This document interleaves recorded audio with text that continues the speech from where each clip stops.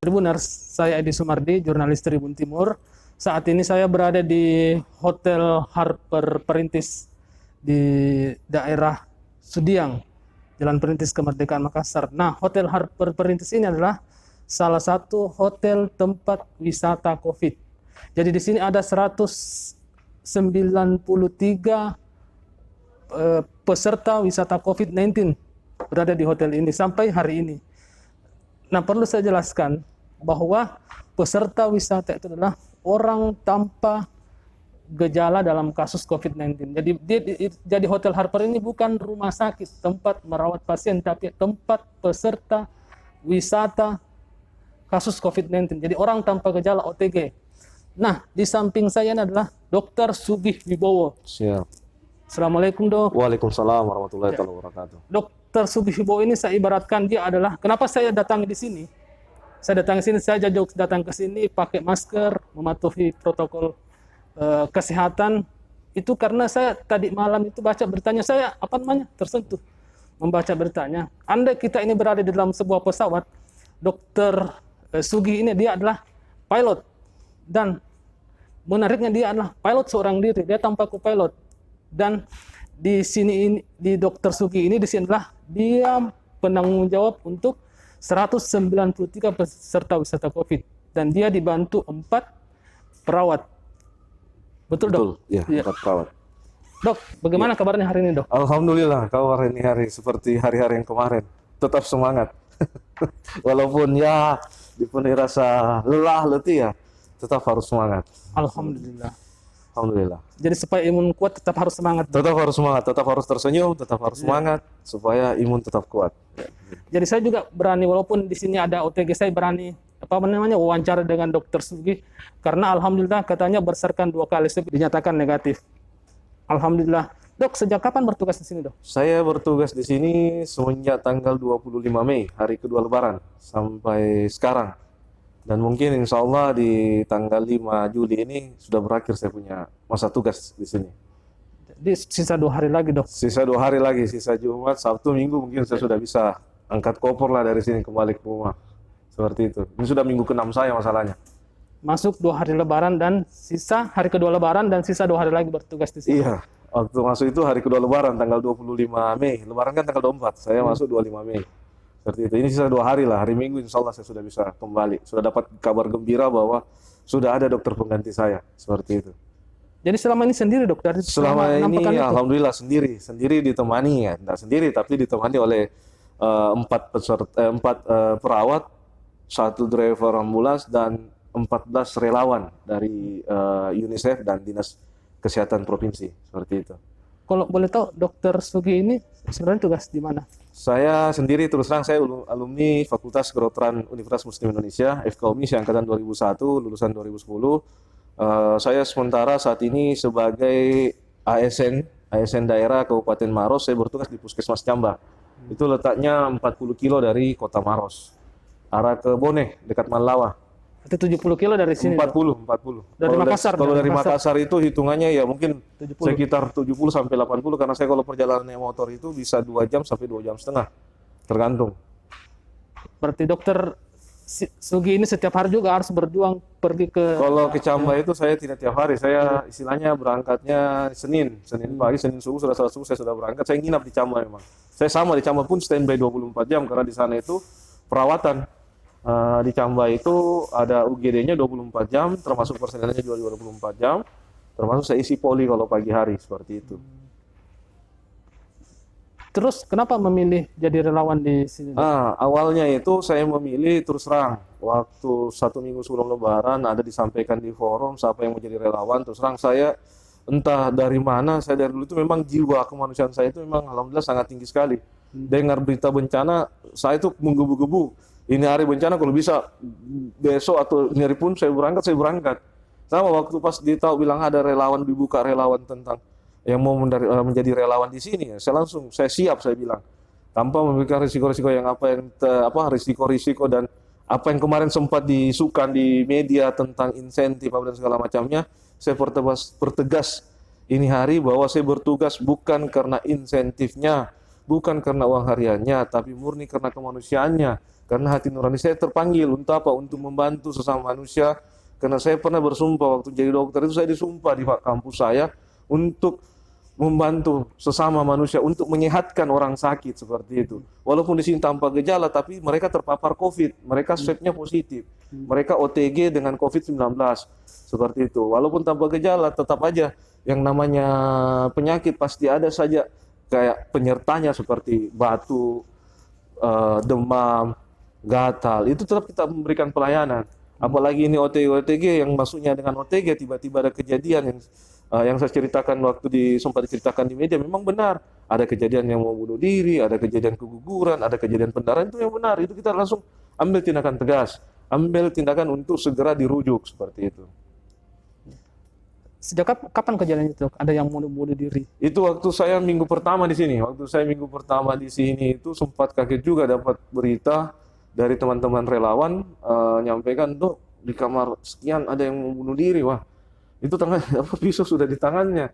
Sampai saya adakan istilahnya komunikasi lobby agar pisaunya mau diserahkan dengan catatan suaminya mau dihadirkan di sini. Kita panggil suaminya untuk datang, kita pertemukan supaya dia senang juga. Itu mau bunuh diri, Dok, gara-gara dia merasa jauh dari suaminya atau merasa jauh dari suaminya, merasa istilahnya ibarat kata dia kangen sekali sama suaminya, pengen sekali ketemu sama suaminya. Sehingga ya kita hadirkan suaminya, kita pertemukan. Ada tempat memang khusus di bawah itu memang ada tempat untuk senam para peserta. Kalau pagi hari, kalau jadwal dibersihkan kamar di atas itu, mereka turun untuk senam dan sekalian untuk berjemur seperti itu. Dan di sini alhamdulillah ada relawan yang terus terang saya sangat salut. Karena apa? Jujur saja dia yang paling sering istilahnya berkomunikasi dengan peserta. Karena kalau contoh ada beberapa barang peserta yang dikirim melalui lobby itu adik-adik relawan yang naik antarkan, tapi sampai depan kamar tidak masuk, dan sampai masuk. Tetap protokol itu tetap jaga jarak dan pakai masker. Jadi Dokter Sugil sini sebenarnya detail tugasnya seperti apa? Dia sebagai apa sih? Istilahnya sebagai chief di sini. Detail tugas saya sebagai medis, istilahnya begini. Medis itu penanggung jawab medis kita yang istilahnya kalau pagi hari itu biasa karena saya masuk di grup semua lantai. Karena di sini tiap lantai ada lantai 2, lantai 3, lantai 5, dan lantai 6. Ada masing-masing memiliki pendamping. Bahkan biasa peserta langsung biasa sendiri, "Dok, saya demam, Dok, saya sakit kepala, Dok, saya sakit gigi, Dok, saya ini." Nah, kita sampaikan kepada pendampingnya, "Dek, tolong antarkan obatnya di kamar ini keluarnya ini, tolong ini dosisnya," seperti itu. Terus mereka pun kalau masuk di sini kita sudah punya protap pemberian obat antibiotik dan antivirus ada di bawah. Itu yang berang memberikan ya saya istilahnya melalui adik-adik pendamping ini ya saya serahkan nih, tolong antar di kamarnya. Saya pun berinteraksi langsung sama peserta itu pada saat pagi hari mereka setelah senam, saya memberikan edukasi di bawah. Saya memberikan tips dan trik bagaimana menghadapi swab, bagaimana supaya tidak stres. Anggap ini sebagai istilahnya saya bilang Allah sayang sama kita bukan karena kita dibenci atau apa, tapi Allah sayang sama kita. Allah mau lihat apa? Kita istirahat. Buktinya apa? Ya kita masih sehat-sehat. Atau istilahnya tidak ada gejala sama sekali. Istilahnya kita masih sama seperti orang yang lain. Sehat, masih bisa jalan, masih bisa cerita, masih bisa ketawa-keti. Ya beda kalau kita sudah istilahnya sudah terbaring di rumah sakit. Itu beda. Itu bukan lagi OTG, tapi itu sudah PDP seperti itu. Saya tidak bisa bayangkan ini, Dok. Urus 193 orang ya. Itu bagaimana harus standby 24 jam. Standby 24 jam. Alhamdulillah yang saya harus manage itu pertama kondisi kesehatan saya sendiri. Ya walaupun tidur dengan 3 sampai 5 jam, tapi saya nggak hitung kuantitasnya, tapi saya hitung kualitasnya. Maaf, Dok. Itu 3 sampai 5 jam itu hampir tiap hari. Apa namanya? Bagaimana sebenarnya ini kan standar itu kan 8 jam. Standarnya 8 jam.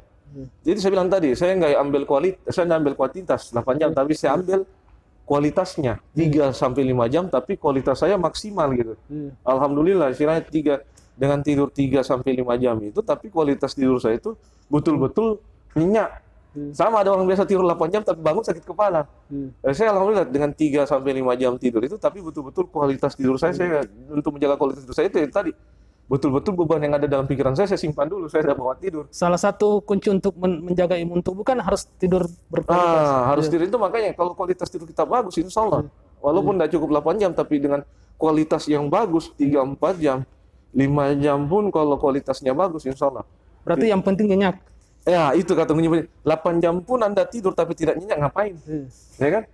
Bangun sakit kepala aja, sama aja. Berarti harus rileks dok sebelum Iya, tidur. sebelum tidur lepaskan semua beban. Jangan dibawa tidur itu beban. Karena kapan itu beban dibawa tidur, tidak bakal bisa tidur nyenyak kita. Dok, saya lihat tadi di wallpaper HP-nya itu ada foto keluarga. Iya, ada Berarti- foto istri dan anak saya. Istilahnya begini, ya namanya juga tugas dengan dokter. Saya sudah sampaikan sama istri saya menikah 2019. Saya sampaikan bahwa ya Anda mau bersuamikan dokter ya harus siap. Dalam artian siap, saya itu milik orang lain juga. Milik orang lain dalam berarti saya memiliki tugas dan tanggung jawab di luar untuk menyehatkan orang lain, orang yang lagi sakit, untuk menyembuhkan orang lagi sakit, walaupun itu semua atas izin Allah, saya bilang melalui saya. Jadi seperti itu. Jadi sampaikan kepada saya ya, kamu harus siap terima. Jujur saja saya pernah dapat tawaran, tapi itu masih awal-awal menikah. Saya tidak berani juga tinggalkan istri saya karena istri saya itu hari masih hangat-hangatnya. 2019 saya menikah April, November itu saya dapat tawaran untuk berangkat ke mana? Palestina. Cuma saya menolak karena apa? Masih hangat-hangat, saya masih baru menikah. Ini sekarang alhamdulillah sudah punya anak umur 3 bulan. Ya alhamdulillah istilahnya saat ini dia sudah punya teman juga di rumah. Sehingga ya saya tadi bilang, sama kalau saya rindu itu tadi lewat video call, tapi itu tadi ya namanya kita rindu yang sudah 6 minggu nggak ketemu, pastilah ada rasa sedih. Berarti 2 hari setelah Lebaran sampai sekarang belum pernah ketemu sama sekali. Pernah ketemu beberapa jam waktu pas tanggal 8, waktu pas saya dapat swab saya negatif, sempat pulang itu beberapa jam dan kembali lagi ke sini. Seperti itu. Ini kan dok, kalau pulang ke rumah juga itu kan berarti besar resikonya, jangan sampai juga dokter Iya, itu dikirim. jangan sampai saya membantu, makanya tetap saya melakukan prosedur atau protap sampai di rumah itu langsung mandi, langsung masuk kamar mandi, bukan masuk kamar. Saya betul-betul langsung kamar mandi, baju apa dan segala yang saya pakaikan saat itu, saya langsung rendam di air sabun, tidak saya gantung di kamar, enggak. Saya tetap ini, bahkan sebelum masuk pun saya sudah siapkan hand sanitizer, saya semprot semua badan saya dulu. Setelah semprot, baru saya langsung masuk kamar mandi, langsung mandi, seperti itu. Sama di sini juga begitu. Di sini juga kalau saya sudah dari bawah atau dari posko dari mana, saya itu langsung kamar itu langsung mandi, tidak langsung tidur bareng, enggak, mandi dulu, bilas badan dulu, seperti itu. Dok, ini mungkin jelang bincang-bincang kita berakhir itu apa rumitnya itu mengurus 193 orang itu? Sebenarnya begini. Ini kan harus 24 jam di kontak. Ya, 24 jam. Rumitnya itu karena kita tidak pernah tahu sewaktu-waktu ada gejala apa sama peserta ini. Dari 193 orang ini tidak tahu yang mana yang memiliki gejala. Tiba-tiba aja jam 1 atau jam 3 subuh, yang mungkin sudah waktu istirahat, dan tiba-tiba menelpon, dok saya begini, nah, seperti itu. Itulah yang merupakan suka duka yang kita hadapi ya. Mau tidak mau kan tidak mungkin orang minta tolong, istilahnya dia dalam keadaan sakit kita biarkan aja, kan tidak mungkin bilang tunggu besok, ya kan, sakitnya kan tidak mau menunggu besok, sakitnya kan sekarang bukan besok, seperti itu. Jadi pada saat dia mau ngeluh sakit ya udah segera kita berikan penanganan, kasih obat, obatnya diantar naik ke atas, seperti itu. Dok, mungkin ada satu pesan mau disampaikan kepada orang-orang di luar itu yang mungkin masih orang kepala batu OKB. Ya, yang OKB, saya mau jelaskan sekali lagi. Di sana ini, di luar Harper ini masih banyak yang ngantri. Di sini yang keluar 40, yang masuk 40. Jadi tolong, ini bukan konspirasi. Ini betul real adanya. COVID itu ada nyata COVID itu. Coronavirus itu ada, bukan seperti yang dibilang diada-adain. Orang dipaksa jadi COVID, tidak. Ini nyata. Kalau Anda berpikir ini konspirasi atau diada-adain, ya Anda boleh jalan-jalan ke Harper, silakan kalau Anda mau rasakan menjadi salah satu OTG di Hotel Harper. Silakan, welcome. Silakan, kita akan perlihatkan. Kapan saja bisa datang di sini, dok? Kapan saja kalau Anda merasa bilang itu ada, silakan Anda datang ke Harper dan tanya langsung peserta apakah dia mengada-ngada, apakah hasil swabnya itu mengada-ngada, istilahnya dipaksa positif, seperti itu. Kalau ada mau jadi relawan bisa juga, dok, di sini. Silakan, yang mau jadi relawan justru terbuka, pintu relawan di sini terbuka. Seluas-luasnya bisa mendaftar lewat UNICEF, boleh lewat dinas Kan di kesehatan. media sosial itu, dok, banyak yang ditantang untuk jadi relawan, tapi sampai sekarang saya tidak tahu apakah mereka. Nah itu dia, itu dibilang gayaan aja. Berani ngomong, giliran ditantang, lari ngaseng, malas semua, takut semua. Ibarat kata, baik caranya bilang, ini tidak ada, giliran disuruh datang, dia paling duluan lari. Terus terang ada kejadian, saya masih ingat kejadian yang Labuang Baji yang penculikan jenazah ya. Itu ada di atas yang OTG anunya. Berapa Ada orang, jadi Dok? peserta. Hah? Berapa orang? Ada sekitar berapa orang kemarin? 2 orang kalau saya tidak salah. Istilahnya alumni Labuang Baji cocok karena Iya. yang rampas paksa kan jenazah itu Labuang Baji ada di atas OTG dia. Jadi Tribuners itu beberapa hari lalu itu ada viral video kejadian di Rumah Sakit Labuang Baji itu di Jalan Ratulangi, perampasan jenazah pasien COVID-19 Betul. itu, dan menyedihkannya itu yang dirampas juga itu adalah cool box. Iya. Saya tidak tahu yang di atas itu dia bagian apanya yang sampai apa? Dia masuk salah satu OTG di situ. Saya tidak sempat tanya-tanya sih ya. Dia cuma nangis aja nih, dok saya tidak percaya bilang saya swab. Ya kenyataannya bapak swab positif mau diapa? Dalam diri bapak ada virus corona. Seperti itu. Dok, terakhir mungkin ada tidak yang pernah di sini curhat mungkin menyesal, mungkin karena suka keluyuran atau apa? Sebenarnya begini, rata-rata yang di atas itu, yang kecuali yang penculikan itu, terus terang kan rata-rata di atas itu dari beberapa daerah. Iya. Kebanyakan yang mereka nggak tahu sumbernya dari mana. Ada beberapa yang menanyakan, dok, saya ini nggak pernah tahu sumbernya. Yang namanya kita bergaul, apa dan segala macam, ya memang benar. Di sini pun yang beberapa ini kan kita nggak tahu ada nggak droplet yang melekat di meja kursi ini. Makanya tadi rajin-rajin pakai hand sanitizer, cuci tangan, membilas sabun dan segala macam, menggunakan sabun supaya kita tetap terjaga. Dan jangan sekali-sekali pada saat begini menyentuh daerah muka, mata, hidung seperti itu. Itulah salah satu istilahnya untuk menjaga kita tidak terkena. Makanya kita istilahnya sekarang salah salamannya itu ya begini, tidak bersentuhan, tidak kayak dulu kan. Nah, bersentuhan itu jangan sampai ada di tangan saya pindah ke tangan tak. Anda pegang tangan, nah saya salah satu jadinya seperti itu. Salam apa namanya? Jadi salam High five. kadang juga cuma Siku. ya siku seperti itu. Cuma kalau kaki sih kurang halus sih kalau saya kurang Kurang sopan etis. lah ya, kurang sopan lah kalau pakai kaki. Kalau siku masih sopan atau begini saja seperti itu. Dok, satu kata untuk COVID apa? Satu kata untuk COVID, lawan COVID. Sehat, sehat, saya sehat, kamu sehat. Ya. Tribuners, demikian perbincangan kita dengan Dr. Sugih Wibowo. Mari kita doakan semoga jiwa relawannya dia itu mendapat pahala yang berlipat ganda dari Allah Subhanahu wa taala. Amin ya Allah, amin. Dia inilah garda terdepan, dan tentu garda terdepan juga adalah Tribuners semua. Bagaimana kita mematuhi protokol COVID-19 itu, protokol kesehatan COVID-19, rajin mencuci tangan, rajin pakai masker, tidak suka keluyuran, itu kuncinya. Kalau bukan, kita sadar sekarang, kapan lagi? Assalamualaikum warahmatullahi wabarakatuh. Teman-teman Tribuner, saat ini Tribun Timur menggelar secara langsung wawancara khusus mengenai topik yang saat ini sedang marak diperbincangkan baik di media lokal maupun juga media nasional. Seperti diketahui, Tribun Timur kemarin memuat salah satu artikel pada 1 Juni lalu terkait pengakuan seorang dokter yang ditugaskan di Harper Makassar. Dokter ini merupakan dokter yang ada di Kabupaten Maros, kemudian ditugaskan di Harper Makassar, Hotel Harper Makassar, untuk menangani pasien COVID-19. Dan saat ini, kita akan langsung mengkonfirmasi kepada dokter tersebut mengenai pengakuannya yang hingga saat ini belum menerima insentif dari pemerintah. Seperti yang dijanjikan oleh pemerintah terkait pemberian insentif tersebut berupa dana yang 200.000 per harinya. Tapi untuk mendengarkan secara langsung, kita sudah terhubung dengan Dr. Sugih Wibowo, yang merupakan dokter relawan COVID-19. Halo, Dr. Halo, Wibowo. ya. Di sini bersama saya Edi Sumardi, saya Ya. jurnalis Tribun Timur. Ya, Kak Edi.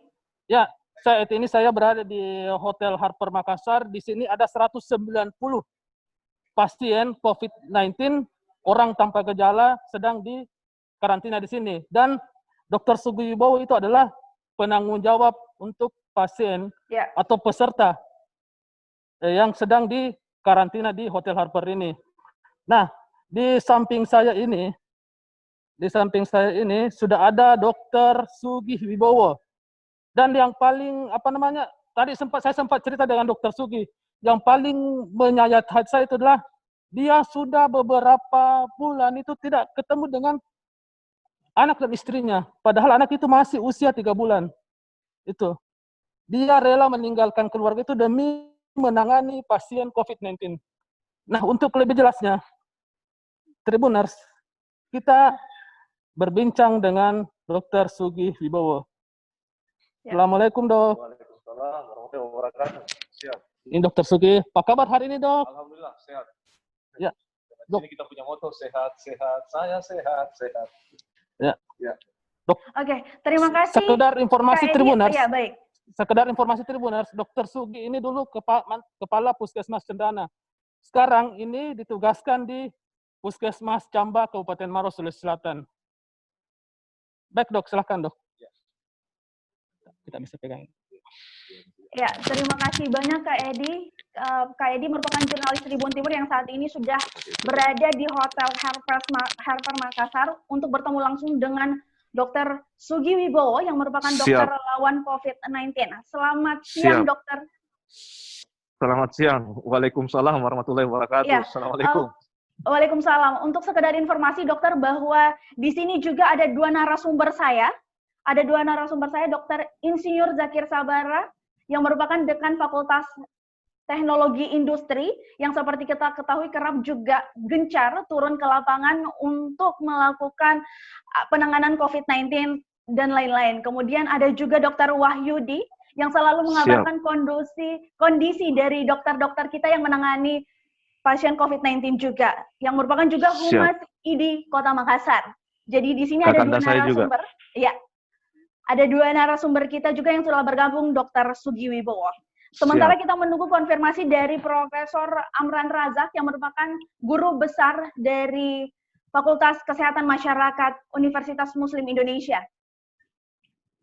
Oke, sebelum masuk pada pembahasan, saya mau tanya dulu nih, apa kabar Dr. Sugi Wibowo hari ini? Siap, alhamdulillah hari ini sehat. Ya, gimana Dok? Apa hari ini juga sedang menangani pasien atau lagi sementara santai? Habis sementara istirahat sih, habis selesai makan siang tadi. Sebelum makan siang apa saja sih aktivitasnya, Dok? Oke, ke aktivitas di Hotel Harper itu pagi hari para peserta itu melakukan senam. Jam 8 sampai jam 10 itu senam dan dilanjut berjemur. Seperti itu. Jam 10-nya sambil menunggu kamar dibersihkan, kita berikan edukasi-edukasi, termasuk kita memberikan beberapa tips dan trik untuk menghadapi swab. Seperti itu, Mbak. Dan sejauh ini masih terus dilakukan ya, Dok? Iya, setiap hari kegiatannya seperti itu.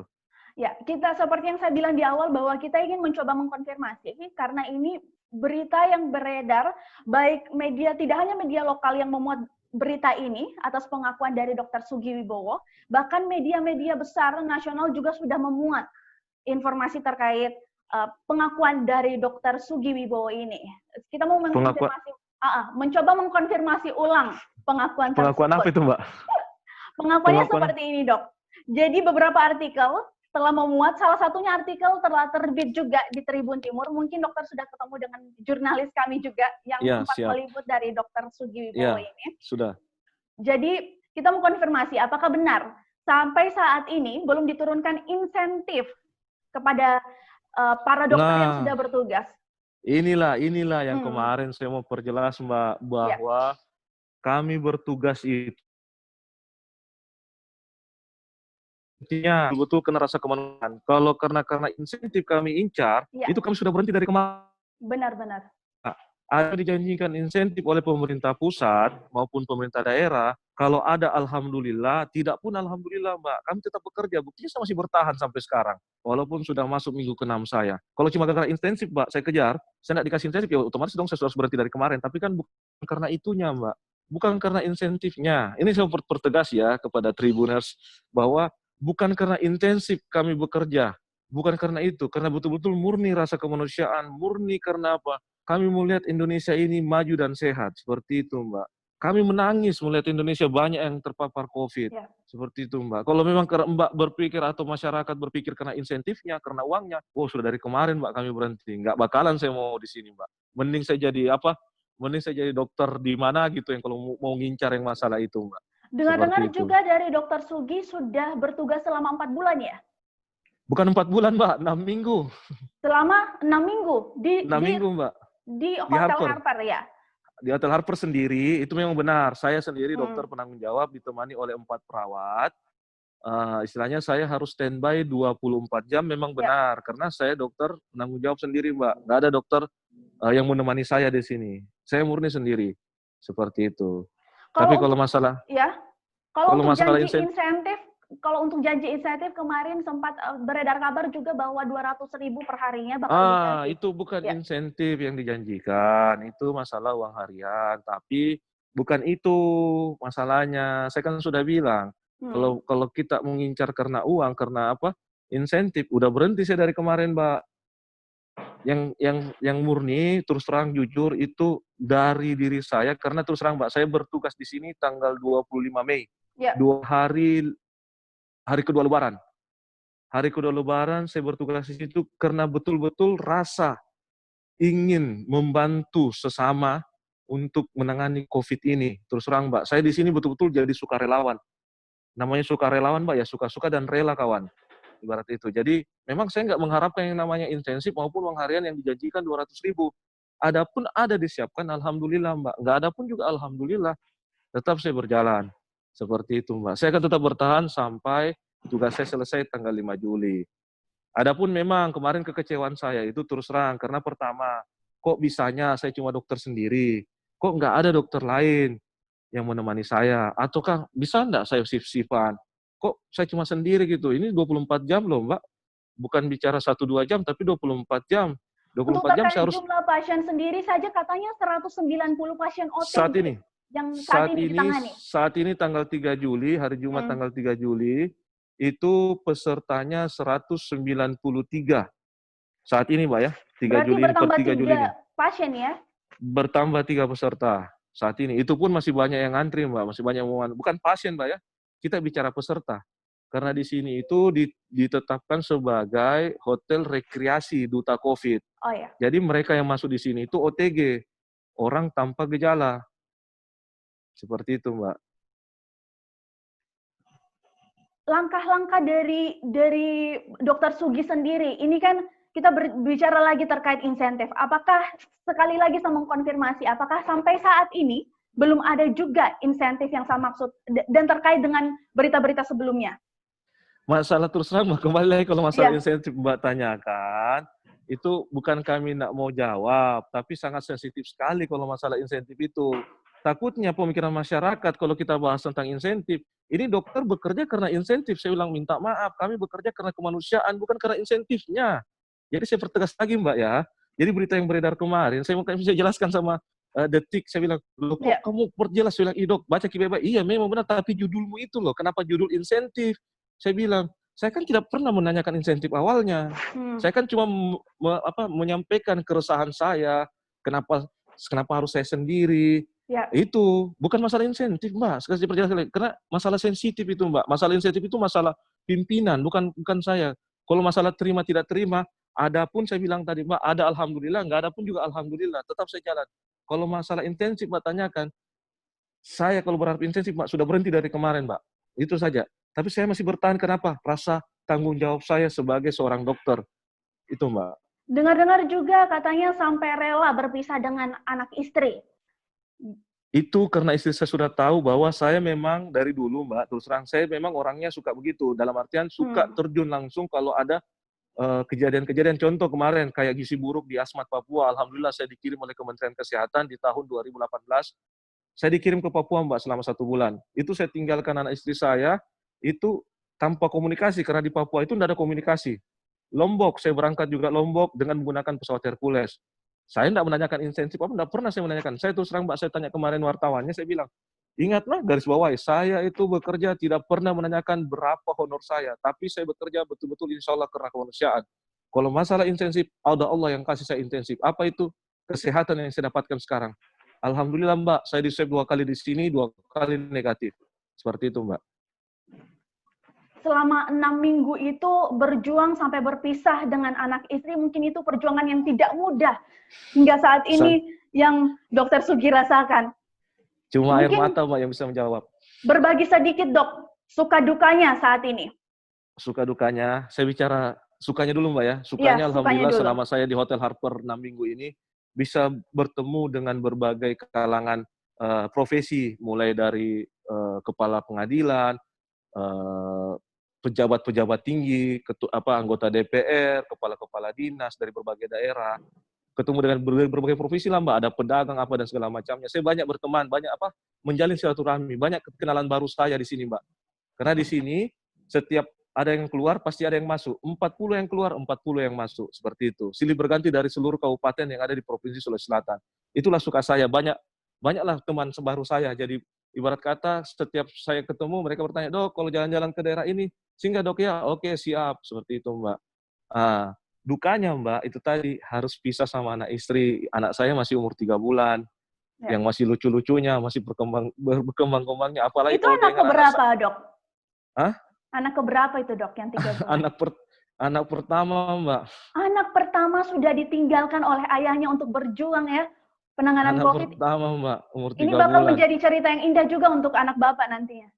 Bukan lagi cerita yang indah, Mbak. Saya yang meneteskan air mata. Anak saya belum bisa meneteskan air mata. Kenapa? Kalau melihat dia, apalagi kalau dalam keadaan lagi nangis-nangisnya, saya ikut menangis, Mbak. Bukan apanya, saya nggak ada di sampingnya. Bisa menggendongnya, bisa mengayunnya, menyanyikannya atau menceritakannya. Itu yang membuat saya sedih, Mbak. Terus terang. Oke, mungkin langsung saja kita konfirmasi kepada kedua narasumber kita yang sudah hadir. Saya ke Humas ID dulu, ada Dr. Wahyudin Musin di sini. Apa kabar, Dok? Alhamdulillah baik. Assalamualaikum warahmatullahi wabarakatuh. Iya, seperti tadi yang sudah dokter dengarkan dari Dr. Sugi, melihat perjuangan Dr. Sugi yang ternyata sendiri menangani 193 pasien COVID-19 di salah satu hotel yang ada di Makassar. Bagaimana menurut pandangan dari Dr. Wahyudi melihat kondisi seperti itu? Apalagi mungkin Dr. Wahyudi selalu berkomunikasi dengan dokter-dokter juga yang menangani pasien COVID. Apakah ada masalah atau curhatan yang sama yang didapatkan oleh Dr. Wahyudi Musin? Ya langsung saja, Dok. Ya, mungkin ini menjadi suara dokter seluruh Indonesia bahwa kami ini bekerja betul-betul karena panggilan kemanusiaan. Apa yang disampaikan oleh adinda saya, Dr. Sugi, itu mewakili perasaan-perasaan dokter seluruh Indonesia, tanpa terkecuali. Kenapa? Karena kami sempat dituduh ada untung besar dengan COVID ini. Kami sempat difitnah bahwa dokter ini sengaja meng-COVID-kan supaya dapat untung besar. Itu yang kami selalu dapat. Tapi kami selalu bekerja dengan ikhlas, kami selalu bekerja dengan penuh keikhlasan, salah satunya yang dirasakan oleh Dr. Sugi. Dr. Sugi ini mewakili dokter-dokter lain seluruh Indonesia bahwa kita rela mengorbankan, kita punya kepentingan pribadi daripada kepentingan yang lain.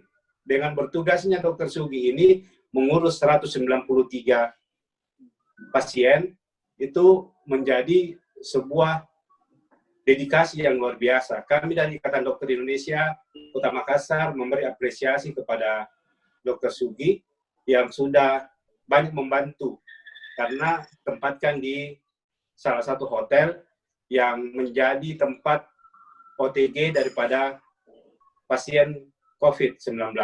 Yang kami ingin mau sampaikan juga bahwa COVID ini bukan sebuah konspirasi. COVID ini bukan sebuah main-mainan dari elit-elit kesehatan atau dokter atau nakes. Jelas ini adanya. Dengan fakta-fakta yang di lapangan yang disampaikan oleh Dr. Sugi, bahwa ini betul-betul, sudahlah, kita sama-sama bagaimana memutuskan rantai daripada COVID-19 ini. Tadi Dr. Sugi sampaikan, 4 yang keluar, 4 yang masuk. 40 yang keluar, 40 yang masuk. Karena memang yang ada saat ini adalah banyak orang mau masuk untuk diisolasi mandiri, tapi hotel yang disiapkan itu terbatas, itu satu. Yang kedua, rumah sakit juga yang ada di Makassar itu sudah overload, sudah full semuanya. Makanya kami ingin menyampaikan kepada pemerintah, perdayakanlah rumah sakit daerah. Memang nanti kalau parah, baru dirujuk ke Makassar. Dan bukti perjuangan dari seorang dokter itu salah satunya bisa terwakili dengan Dr. Sugi. Dan saya paham dan yakin bahwa yang disampaikan oleh Dr. Sugi itu bukan soal insentif. Yang disampaikan oleh Dr. Sugi adalah bagaimana Dr. Sugi ini berjuang untuk kemanusiaan, tidak ketemu sama anak istri. Kalau memang gara-gara uang, pasti Dr. Sugi sudah pergi dari kemarin-kemarin. Tapi sampai saat ini, Dr. Sugi masih ada dan bertugas di tempat tugasnya. Makanya kami dari Dokter Indonesia memberikan apresiasi kepada Dr. Sugi. Kalaupun yang berkembang kemarin-kemarin itu mungkin salah persepsi saja dari teman-teman media, tapi yang kami pahami bahwa saya kenal Dr. Sugi dari mahasiswa. Saya tahu dedikasinya Dr. Sugi dari mahasiswa, saya paham, makanya pas beredar itu saya langsung sampaikan ke beberapa teman bahwa saya yakin dan percaya ini tidak begini maksudnya. Ada insentif, syukur, tidak juga, tidak apa-apa. Kita bekerja ikhlas lillahi ta'ala. Makanya dengan fakta-fakta di lapangan ini, kami ingin menyampaikan kepada masyarakat yang menuduh dokter itu ada konspirasi lah, dokter itu untung besar lah. Dr. Sugi mewakili suara hati dokter-dokter seluruh Indonesia. Dr. Sugi mewakili sebagian kecil daripada keprihatinan dokter-dokter yang ada di Indonesia. Bagaimana tidak? Kita punya anak, kita punya keluarga, kita punya istri, kita punya suami, kita punya bapak, kita punya anak, nenek, kakek. Tidak bisa kita peluk. Tidak bisa kita raba, kita hanya lihat di depan mata. Tapi karena ini bentuk tanggung jawab, ya terpaksa kita melakukan itu. Dan ini semua akan terjadi karena data terakhir yang kami dapat adalah dokter-dokter yang kena positif atau OTG atau PDP daripada COVID itu ada 100-an lebih. Dan itu bertambah terus. Menandakan bahwa kalau mau sekedar konspirasi itu salah besar. Dan kami dari awal hanya mau meluruskan saja. Sudahlah, kami bekerja sesuai dengan kodrat kami, sesuai dengan sumpah kami sebagai dokter, dan kami insya Allah akan bekerja terus tanpa ada kata-kata yang namanya pamrih. Ada syukur, tidak juga, kita tetap jalan. Dan Dr. Sugi mewakili sedikit daripada perasaan-perasaan dokter-dokter yang ada di seluruh Indonesia. Mungkin begitu. Dan mungkin salah satu juga yang disampaikan oleh Dr. Sugi ini mengungkap satu fakta lagi di lapangan bahwa bagaimana perjuangan dokter pada saat penanganan COVID-19 ini. Seperti itu mungkin, Dr. Wahyudi. Ini fakta-fakta di lapangan yang terjadi. Dan ini juga menurut kacamata saya pribadi, apa yang terjadi Dr. Sugi itu hanya 0,01% dari perjuangan teman-teman kami yang ada di zona merah, yang harus memakai APD, yang harus bertaruh nyawa.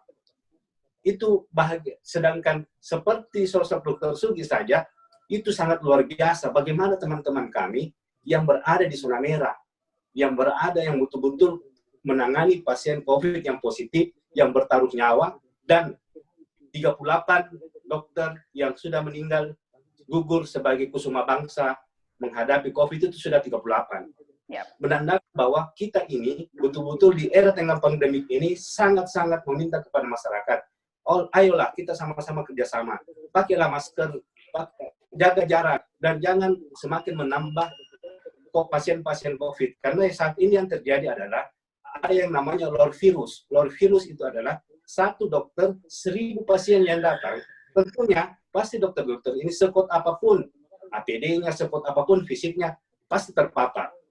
Benteng terakhir ada di rumah sakit. Ya saat ini sudah overload, sudah setengah mati. Nah, makanya kami ayolah. Kemarin data terakhir yang kami dapat ada 160 lebih pasien terkonfirmasi. Dan kita berada di posisi urutan 3 nasional. Tentunya ini menjadi zona merah kepada kita semuanya. Bukan mengatakan bahwa ini tugas pemerintah, ini tugas semuanya. Yep. Semua jangan ada egosentris. Mari sama-sama kita sama-sama kita untuk bagaimana COVID-19 ini bisa diminimalkan. Termasuk saya sering sama Pak Dekan, saudara saya, Pak Zakir Sabara, selalu keliling-keliling berbagi sikap, berbagi untuk penyemprotan disinfektan, berbagi APD, itu tidak cukup. Semakin kita kasih, kan ini ibarat APD ibarat kue, dikasih habis, disemprot juga, setelah disemprot akan ada lagi penyemprotan berikutnya. Mengatakan bahwa ini COVID-19 sekali lagi bukan konspirasi, tapi real apa adanya. Begitu. Ya. Perlu ditegaskan juga sekali lagi oleh Dr. Wahyudi bahwa COVID-19 bukan konspirasi, tapi ini memang virusnya benar-benar ada.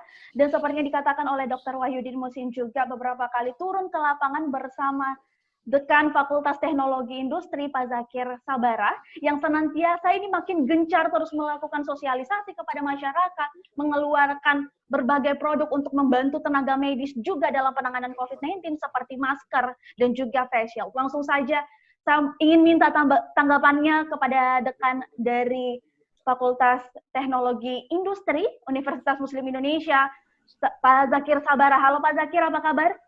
Alhamdulillah, sehat. Ya, bagaimana keadaannya saat ini Pak? Sedang sibuk apa? Enggak, di kampus sama anak-anak relawan, standby, Baik. menunggu informasi dari teman-teman ini di mana lagi pergerakan. Ya, mungkin Pak Dekan juga sudah sempat mendengar ini teman-teman dari dokter sudah memaparkan khususnya untuk Dr. Sugih Wibowo terkait kendala-kendala yang dihadapinya atau berbagai suka duka yang dihadapinya, termasuk tempat saya singgung tadi terkait insentif. Melihat kondisi seperti ini, apa tanggapan dari Pak Dekan? Apalagi Pak Dekan ini kan hampir setiap saat juga selalu standby untuk penanganan COVID-19 bersama mahasiswanya. Bagaimana Pak?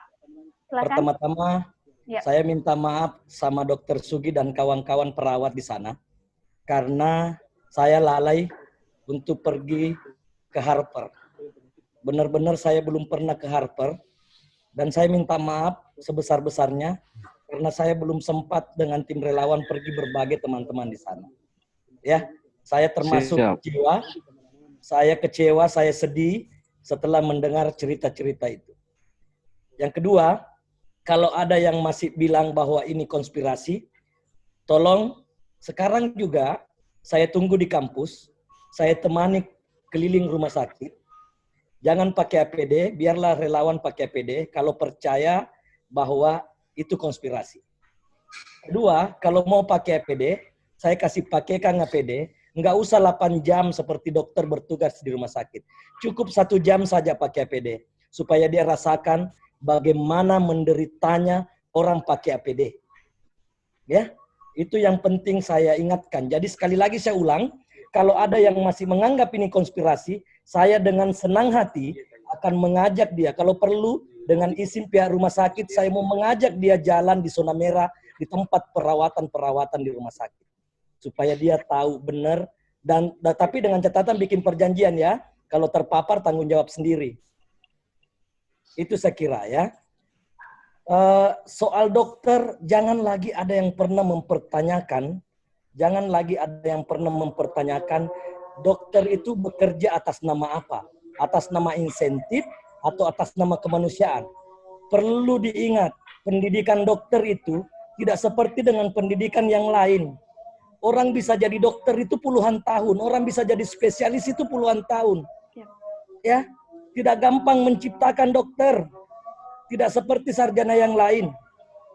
Jadi satu saja dokter spesialis, satu saja residen terpapar, itu sangat menyedihkan.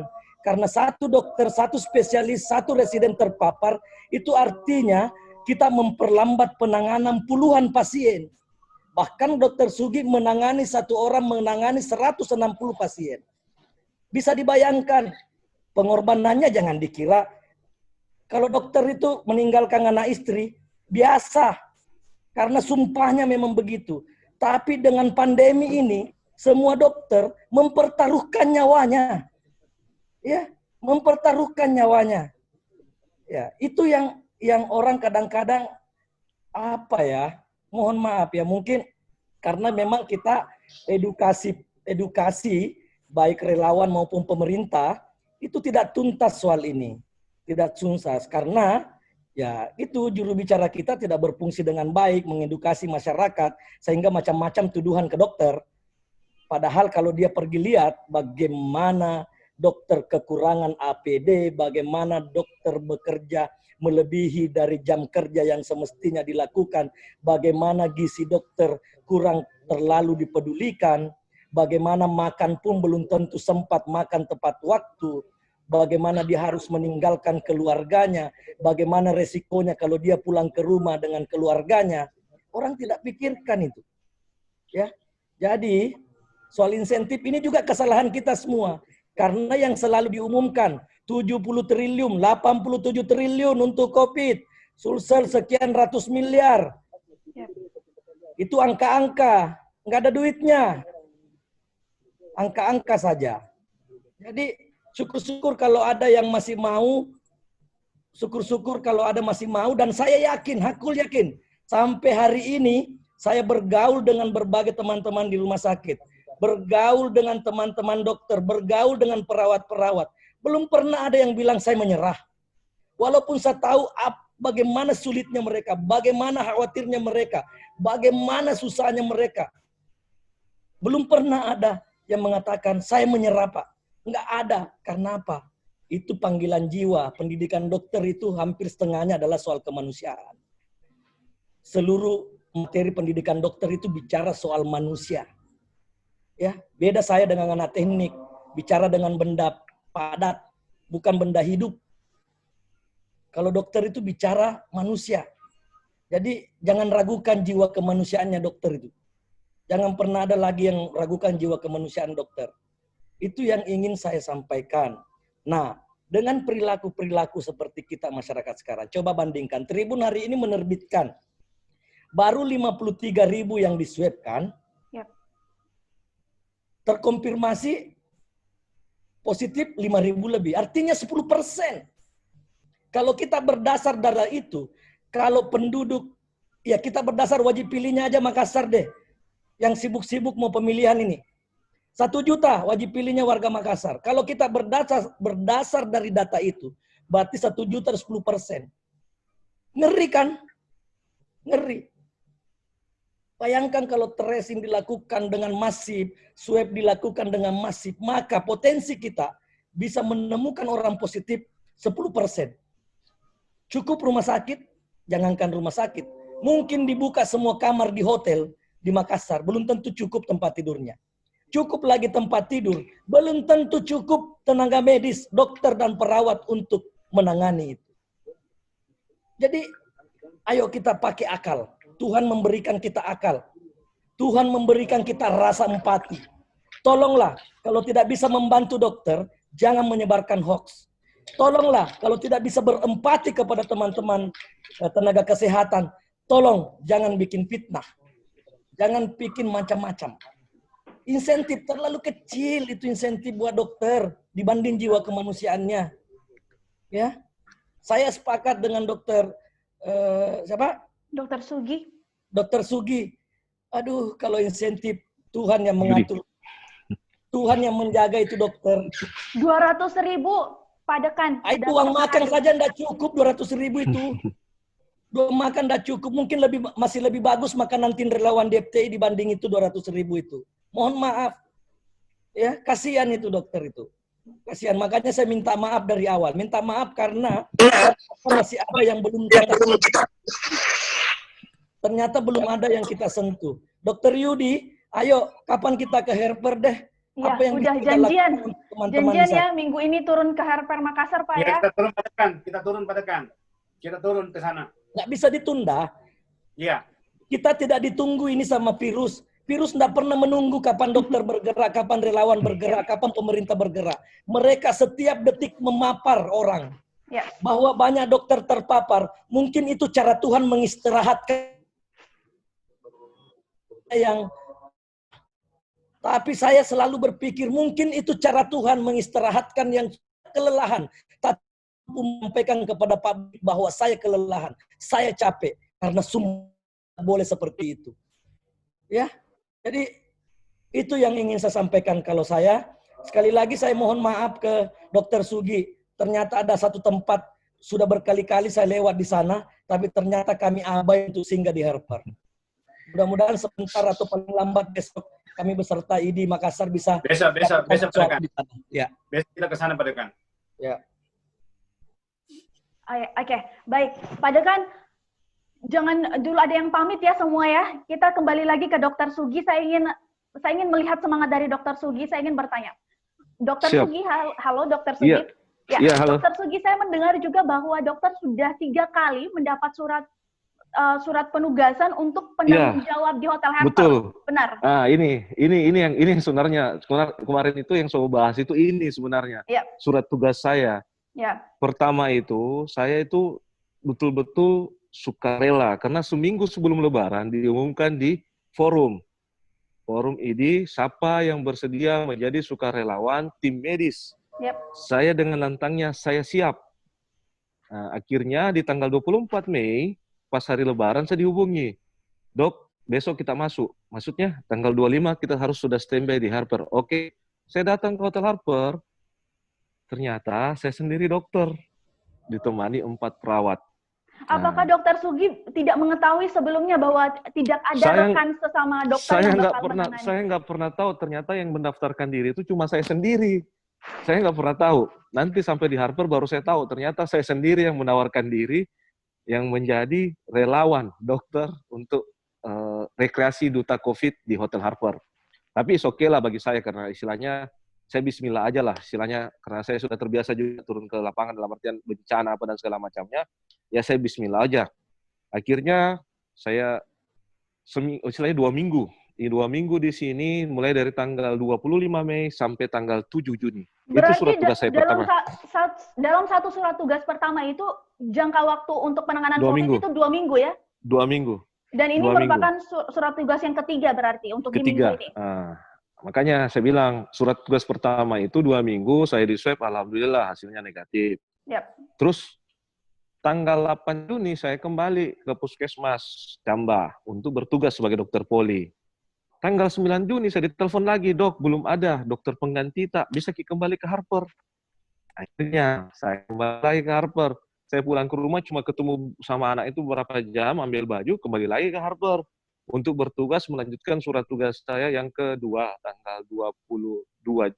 tanggal 8 Juni sampai 21 Juni. Di 20 Juni saya di swab ulang. Saya di swab tanggal keluar hasil swab saya itu di tanggal 25 Juni kemarin. Yep. Pas keluar hasil swab saya mau pulang, ternyata sudah ada surat tugas saya yang ketiga. Berlaku 22 Juni sampai 5 Juli. Itulah yang mau saya teruskan. Itulah curhat hati saya yang kemarin yang saya mau sampaikan. Tapi kok masalah insentif yang dimunculkan. Lebih ditekankan ya yang dimunculkan. Lebih ditekankan. Ya. Padahal kan saya tidak pernah menanyakan sama sekali masalah insentif. Saya dari awal kan sudah bilang, saya suka rela. Ya. Seperti itu, Mbak. Oke. Jadi makanya saya kaget baca berita. Saya bertanya lagi, Dr. Sugi. Apakah tidak ada atau hak mungkin dari Dr. Sugi untuk menolak surat tugas tersebut? Ada. Saya punya hak untuk menolak. Dan cuma saya ingin tahu alasannya. Kenapa sudah 3 kali surat penugasan Dr. Sugi, apalagi dengan resiko terpapar, rindu anak istri, kenapa masih tetap menerima? Rencana Allah lebih baik daripada rencana saya, Mbak.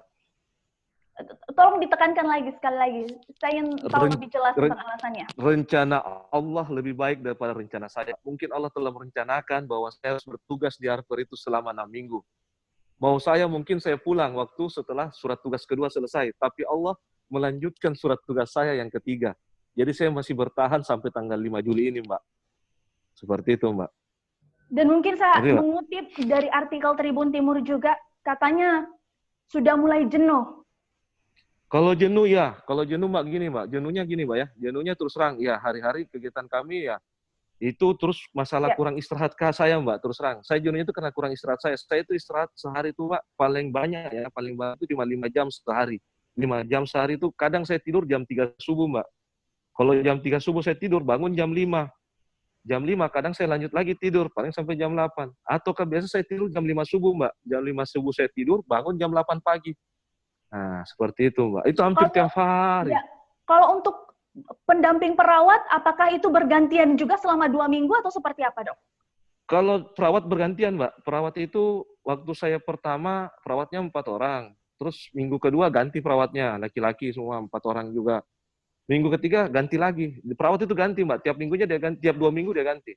Berarti ini satu fakta lagi terungkap bahwa kendala kita saat ini adalah pada dokter yang bertugas ya, terkhususnya di tempat tugas dari Dokter Sugi. Mungkin saya langsung minta tanggapan dari Dokter Wahyudi melihat kondisi yang ternyata di lapangan ada satu fakta lagi terungkap bahwa Dokter Sugi Wibowo sudah mendapatkan 3 kali surat penugasan dan itu sendiri tanpa pendamping atau rekan dari dokter lain. Dari Humas IGI sendiri seperti apa? Mungkin kita kalau saya berpikir terbalik ya. Mungkin saya berpikir bahwa penanganan COVID-19 mungkin di Maros juga banyak membutuhkan dokter-dokter. Karena ada beberapa pasien-pasien mungkin yang tidak dikirim ke Makassar, itu diselesaikan di Maros. Yang kedua, seperti yang Dr. Sugi sampaikan tadi bahwa mungkin ini sudah menjadi skenario Allah, sehingga kenapa Dr. Sugi yang ditunjuk. Karena mungkin secara skill, secara keikhlasan, mungkin Dr. Sugi lah orang yang tepat. Cuma mungkin kami juga meminta kalau bisa di rolling lah. Mungkin dikasih istirahat dulu Dokter Suginya barang 2 minggu, nanti Dokter Sugi kembali lagi bertugas. Manusia biasa juga, dokter juga manusia biasa. Ini Herper ini dihandle Kabupaten Maros, Kota Makassar, apa provinsi? Siap kan, diambil oleh Dinas Kabupaten Maros kan untuk tim medisnya. Enggak, untuk Herper ini dikoordinasikan ke provinsi. Provinsi Padekan. Jadi memang wisata COVID ini kan memang tanggung jawabnya provinsi. Kalau bisa memang dari dinas provinsi meminta kepada Kadis Kabupaten Maros agar bisa merolling dokter untuk bisa mengganti dulu Dokter Sugi agak fresh sedikit biar ketemu sama keluarga, karena biar bagaimana manusia biasa juga. Jenuh, pasti jenuh. Tapi ini sekali lagi saya sampaikan bahwa ini curahan hati 0,001% dari semua dokter-dokter yang bertugas di seluruh Indonesia yang zona merah. Kenapa kami bilang itu? Karena banyak lagi cerita-cerita yang lebih menyedihkan bahwa kami ini dokter betul-betul mengorbankan jiwa dan raga untuk menyembuhkan pasien COVID, menyampingkan kepentingan pribadi. Ini mungkin sebagai catatan yang harus masyarakat tahu, bahwa tidak seenak yang digembar-gemborkan bahwa dapat uang sekian lah, dapat insentif sekian lah. Dengan dana triliunan rupiah yang beredar isu dengan triliunan, alhamdulillah hilalnya belum muncul lah. Kalau itu ada, hilalnya belum muncul. Kalaupun ada, syukur. Tidak juga, kami tetap bekerja. Itu intinya. Iya. Oke. Karena masalah dana ini masalah sensitif.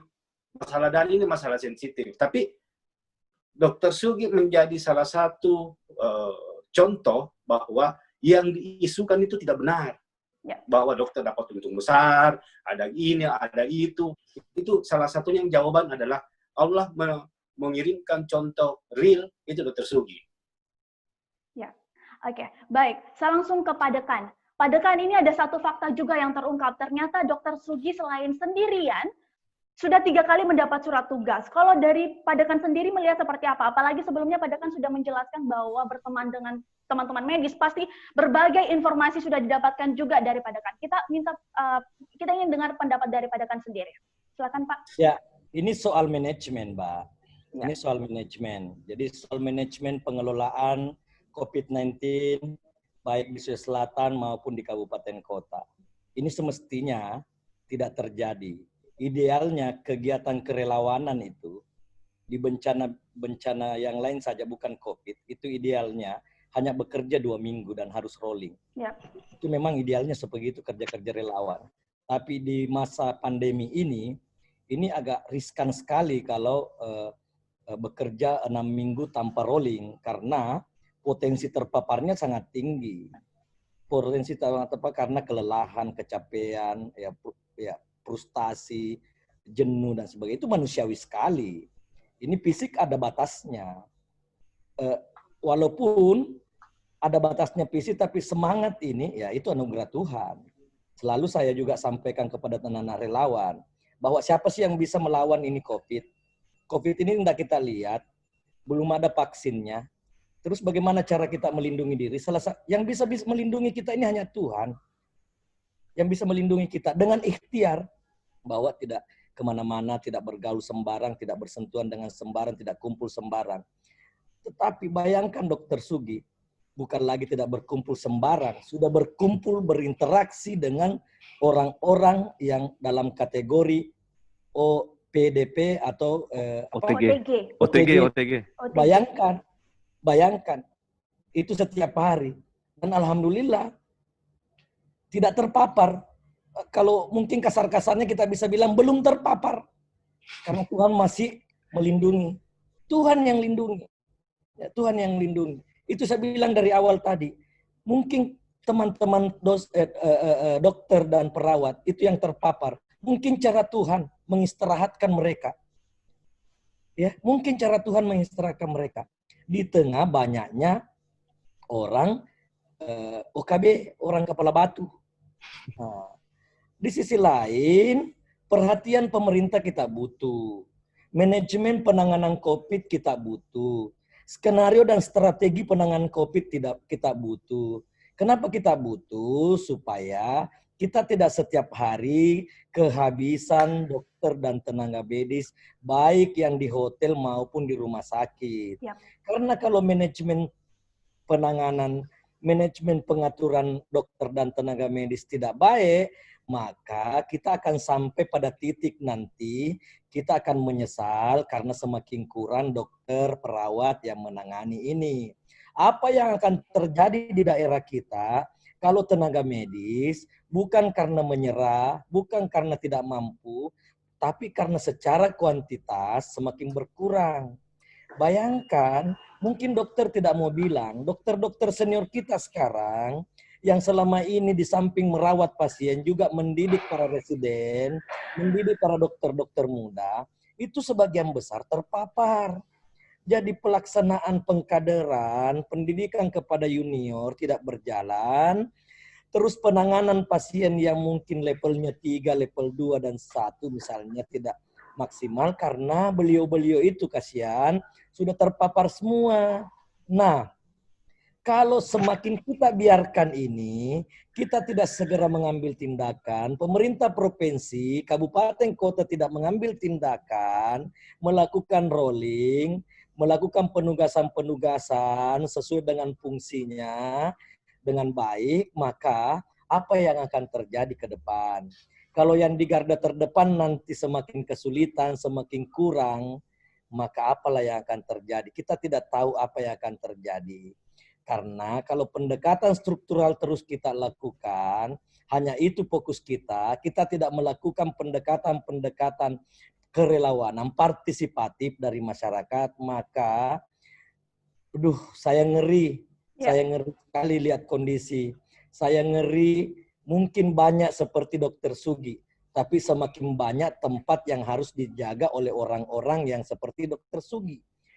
Iya, itu yang saya takutkan ke depan. Oke, saya mengutip sedikit tanggapan beberapa waktu lalu. Saya sempat menginterview juga Dr. Arief Santoso yang merupakan spesialis paru bertugas di Rumah Sakit Universitas Hasanuddin. Dia sempat mengatakan bahwa jumlah dokter sangat sedikit dibanding dengan jumlah masyarakat yang terpapar. Andaikan seluruh dokter terpapar virus corona ini, bagaimana dengan nasib masyarakat yang terpapar, sedangkan dokter tersebut yang berada di garis depan untuk menangani para pasien terpapar COVID-19.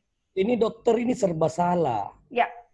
Kalau dokter mengeluh soal bahwa dia jenuh, ada lagi yang salah tafsirkan. Ya. Dokter tidak mau lagi. Ada lagi mengeluh soal makan minum, mungkin ada lagi yang salah tafsirkan. Dokter ini cengeng. Mungkin mengeluh soal kurang istirahat, macam-macam, nggak ada benarnya.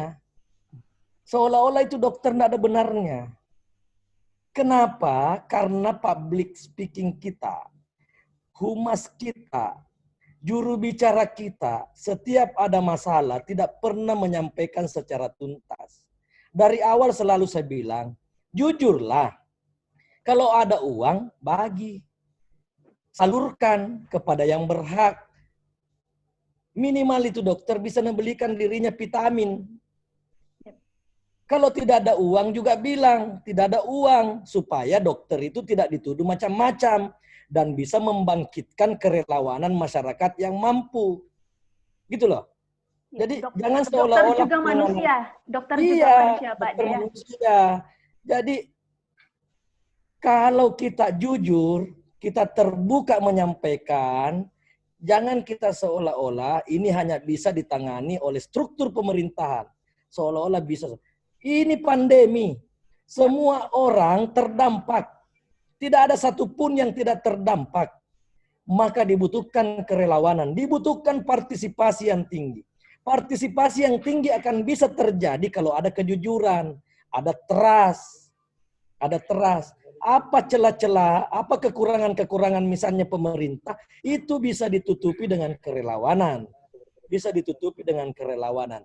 Saya yakin sekali, kalau persoalan rolling ini diserahkan ke ID, koordinasi dengan baik, pemerintah provinsi berkoordinasi dengan baik, baik ID Makassar, baik ID Maros, ini bisa selesai. Cuma masalahnya kita lemah komunikasi, lemah koordinasi. Itu persoalannya. Bagaimana ini Kak Wahyudi? Menanggapi pernyataan dari Pak Dekan Zakir Sabara. Bagaimana dok? Ya, saya sepakat dengan Pak Zakir Sabara bahwa selama ini adalah komunikasi dan koordinasi yang kurang. Ya. Dan berapa kali kami dari Ikatan Dokter Indonesia menyatakan bahwa ayolah kita duduk bareng, ayolah duduk bareng, mari. Tapi kan kami ini hanya organisasi profesi, bukan pengambil keputusan. Ya. Pengambil keputusan itu adalah pemerintah. Dan kalaupun ada oknum dokter yang terlibat, itu kan atas nama pribadi. Karena mungkin saja ABS, asal Bapak senang, tentunya dia akan manggut-manggut saja apa kata bupati, apa kata wali kota, apa kata gubernur. Sebenarnya salah. Makanya beberapa kali saya sampaikan, ayo dong, duduk bareng dong dengan IDI, sama-sama dong kita menyikapi ini. Karena IDI adalah kumpulan organisasi profesi tanpa tapi, tanpa ada tendensi apapun. Ayo mari kita sama-sama duduk. Tapi itu tidak ada dilakukan sampai sekarang. Sampai detik ini itu belum ada. Nggak pernah itu pemerintah memanggil IDI, ayo dong kita rapat dong. Bukan hanya IDI, organisasi profesi kesehatan.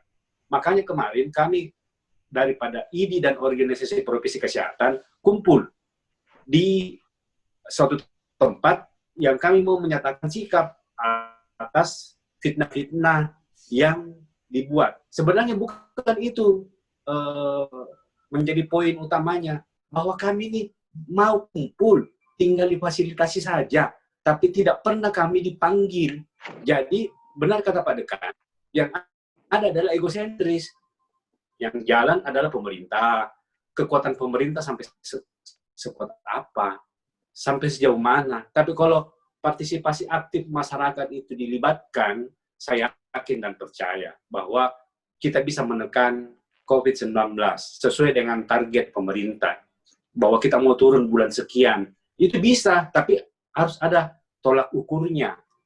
Tolak ukur secara ilmiah apa? Yep. Ya selama ini, ya mohon maaf, hanya piti-piti, hanya kirologi yang disampaikan. Tidak ada evidence base-nya, tidak ada ilmiahnya. Apa-apa yang sudah dilakukan dan apa yang akan dilakukan, itu tidak ada.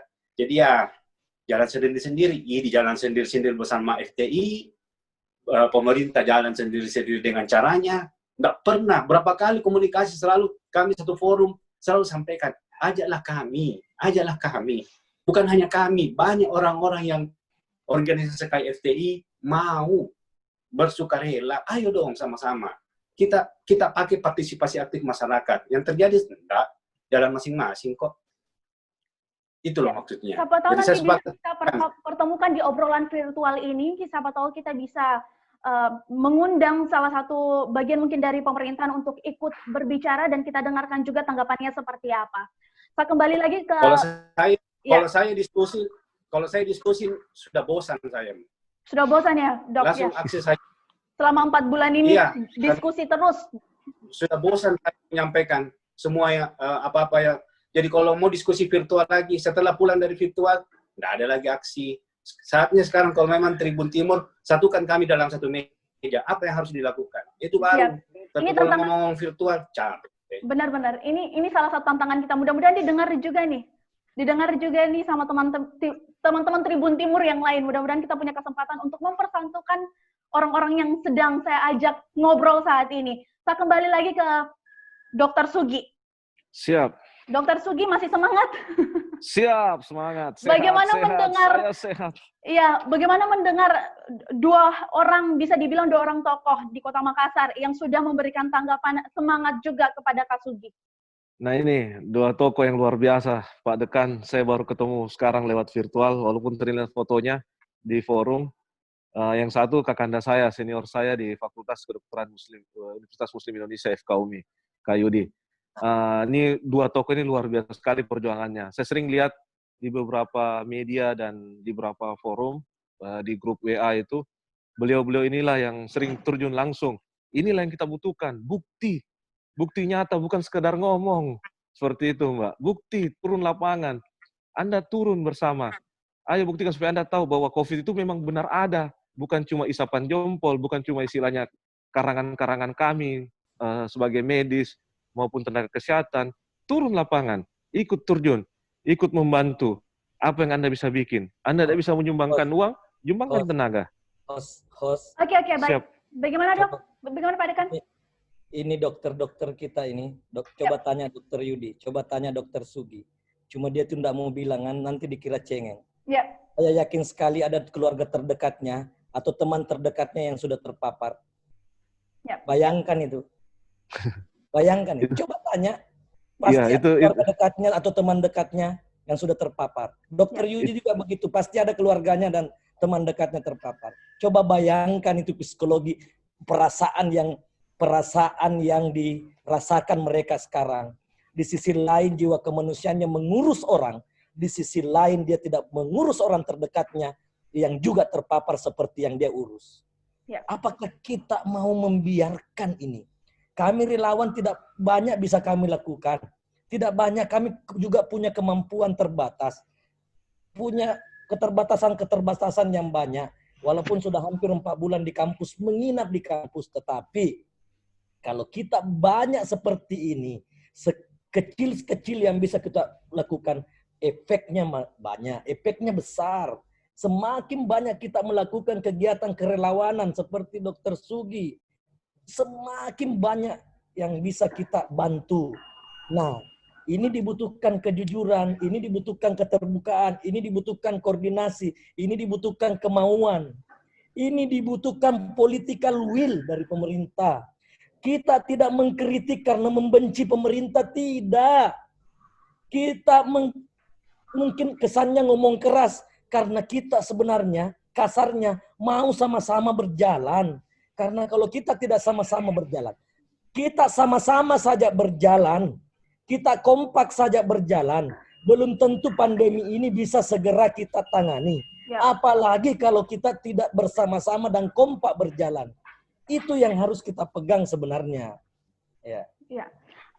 Tidak terasa juga perbincangan kita sudah sampai 1 jam dan kita sembari menunggu dari Prof. Amran Raza, Guru Besar FKM UMI yang belum juga masuk bergabung bersama kita, tidak masalah.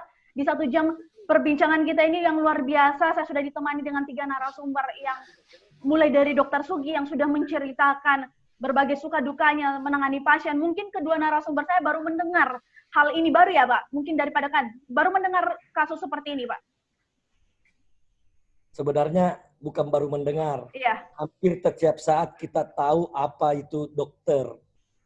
Bagaimana dokter terpapar, dia pulang ke rumah terpapar, istri, anaknya, orang tuanya. Kalau untuk yang satu penanganan saja Pak, sampai ratusan peserta COVID? Banyak seperti Dokter Sugi ini. Cuma dokter itu tidak banyak yang suka, tidak banyak yang istilahnya mau bicara. Ya. Kenapa? Bicara benar saja biasa dipelintir. Itu banyak. Itu makanya suara Dokter Sugi itu adalah letupan kecil dari sebenarnya bisul besar yang kemungkinan akan meletus secara bersamaan. Ya, kalau kita tidak segera menangani. ya. Kenapa saya bilang meletus secara bersamaan? Bukan karena dokter tidak mau, bukan karena dokter capek, bukan karena dokter menyerah, tapi bisa dibayangkan kalau banyak dokter yang terpapar dengan perawat. Kita tinggal berpasrah. Semoga Tuhan melindungi para dokter dan para dokter dan perawat yang bekerja. Itu yang kita lakukan sekarang. Ya Allah, semoga semoga semua dokter yang bertugas di garda ke depan, semoga semua perawat, semoga semua tenaga medis, Engkau lindungi dari keterpaparan supaya bisa membantu melayani dan merawat pasien. Karena kalau itu yang tumbang banyak, saya tidak bisa bayangkan apa yang akan terjadi. Oke, baik Pak Dekan. Ini 1 jam obrolan yang sangat menarik dan mudah-mudahan memberikan asupan juga buat para Tribuners ketika melihat tayangan ini. Dan mungkin saya bakal meminta closing statement dari masing-masing narasumber saya. Saya mulai dulu dari Dr. Sugi terkait harapannya Ya, dalam harapan penanganan saya pasien COVID. Ya, silakan Dok. harapan saya ke depan sih semoga masyarakat khususnya ya Makassar dan umumnya Sulawesi Selatan agar dapat lebih mawas diri lagi dengan berperilaku hidup sehat, dengan menggunakan masker kalau keluar rumah, dengan rajin cuci tangan dan tetap menjaga jarak kalau saat berbicara sama orang. Seperti itu agar kita dapat sama-sama menghentikan penyebaran atau pandemik COVID ini. Seperti itu sih kalau dari saya. Ya, silakan Dr. Wahyudi. Ya, kami dari Ikatan Dokter Indonesia memberikan apresiasi kepada semua dokter-dokter dan nakes-nakes dan terkhusus Bapak Dekan Sakir Sabara yang kepeduliannya tidak perlu kita ragukan lagi, selalu sama-sama. Dan kepada Dinda Dr. Sugi, tetap semangat. Kami yakin bahwa Allah selalu bersama kepada orang-orang yang menolong hamba-hambanya. Dan kami juga ingin menyampaikan kepada masyarakat Tribun Timur, masyarakat yang menonton pada hari ini bahwa kami ini bekerja ikhlas lillahi ta'ala.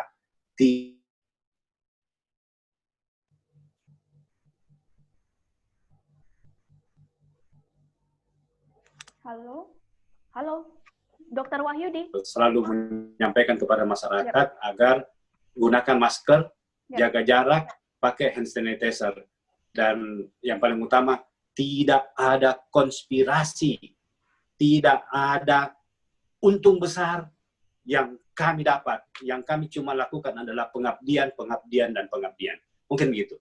Pengabdian sebagai profesi. Baik, langsung saja closing statement terakhir dari Pak Dekan. Silakan Pak Sagir Sabara. Ya, survei membuktikan bahwa dari 10 orang yang keluar rumah, hanya 3 yang pakai masker. Fakta juga menunjukkan bahwa dari 50.000 yang sudah diswab, 5.000 lebih yang dinyatakan positif. Artinya kurang lebih 10%. Itu sangat mengerikan. Satu soal perilaku, satu soal fakta yang terjadi di masyarakat. Terus, apakah hal ini kita hanya berpasrah untuk menerima nasib? Mohon DPR Provinsi, DPR Kota Kabupaten, bersama pemerintah, duduk bersama mencari solusi segera. Karena virus corona tidak menunggu keputusan minggu depan. Tidak menunggu keputusan besok. Tidak menunggu keputusan bulan depan. Virus corona berjalan mempapar semua orang setiap detik. Kalau kita biarkan pola komunikasi dan koordinasi kita begini terus, maka kemungkinan besar ke depan kita kewalahan. Mungkin uang pemerintah ada, tetapi secara administrasi mungkin terganggu untuk disalurkan. Kenapa? Sulawesi Selatan tanpa status, Makassar tanpa status.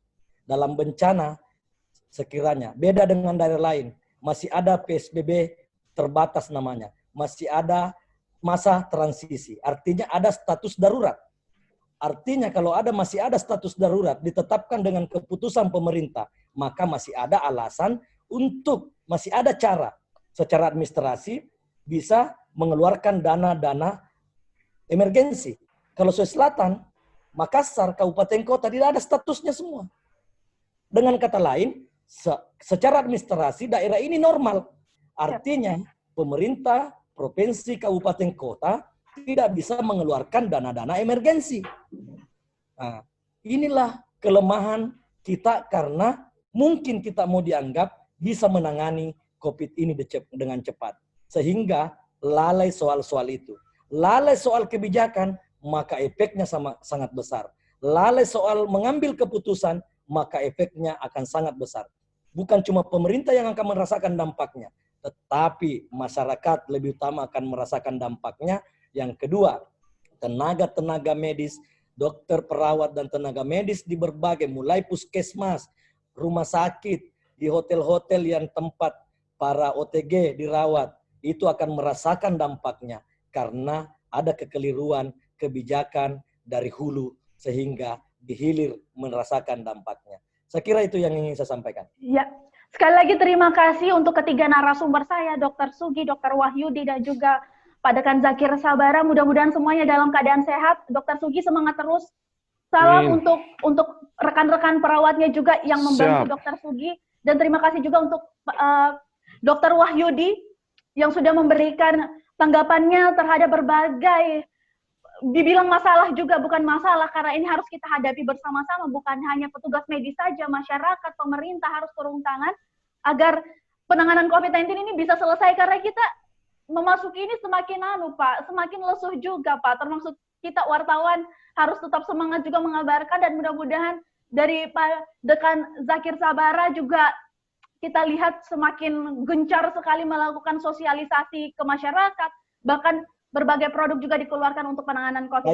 Saya sepakat dengan tulisan Bapak Taslim Arifin di Tribun. Satu-satunya cara saat ini yang bisa kita lakukan untuk berperang dengan COVID ini adalah gerakan masyarakat. Kalau tidak ada gerakan masyarakat untuk bersama-sama mengatasi COVID ini, maka kita akan berat dalam situasi ke depan.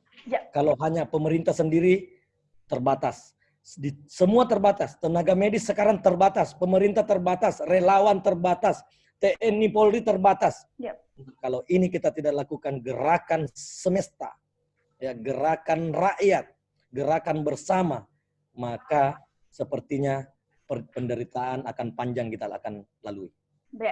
Oke, sekali lagi terima kasih banyak untuk ketiga narasumber saya. Sampai bertemu lagi, sampai berbincang lagi di episode-episode wawancara khusus selanjutnya. Saya Desi Triana pamit undur diri bersama tiga narasumber saya yang sudah hadir di sini. Kita menunggu juga dari tadi Prof. Amran Razak, tapi hingga saat ini belum bergabung bersama kita. Mungkin di kesempatan lainnya kita bakal sama-sama bergabung dan berbincang lagi dengan obrolan menarik lainnya. Sekali lagi terima kasih banyak atas waktunya Pak Wahyudi, Pak Dr. Sugi, kemudian Pak Dekan. Assalamualaikum warahmatullahi wabarakatuh. Waalaikumsalam warahmatullahi wabarakatuh.